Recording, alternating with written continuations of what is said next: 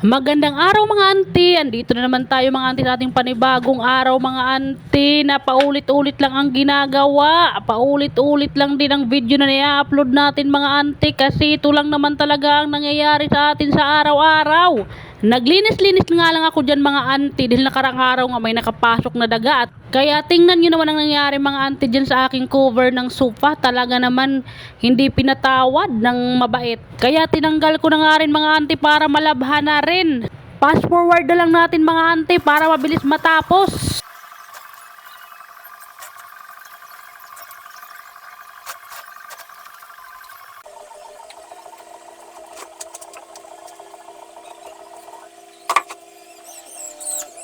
Pinagtatanggal ko na rin mga auntie dyan yung mga labahan ko, nagpakasampay dyan na napakadami-dami ng mga uniform ng mga bata, kasi pagkatapos nila galing sa school mga auntie, dyan nila sinasampay, kaya ayan, lagi nakatambak dyan ang labahan. Pagdating talaga sa paggagawa ng video mga auntie, napakahirap-hirap talaga maggawa ng video na i-upload natin, lalo na kapag long video. Kaya kung ano na lang ginagawa ko sa araw-araw mga auntie, yun na lang talaga ang ginagawa kong content para hindi ako masyado mahirapan.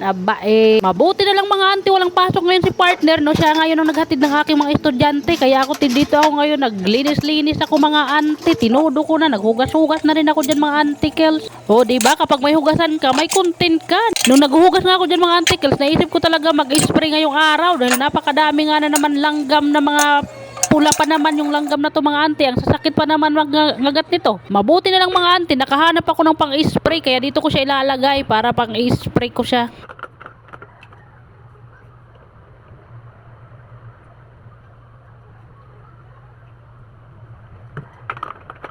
Dahil tapos na tayo magsalin mga auntie, ano pa bang hihintayin natin mga auntie? Mag-i-spray na tayo dahil napakaraming langgam. Nagtakip nga ako dyan sa ilong mga auntie dahil napakatapang masyado ng amoy niya.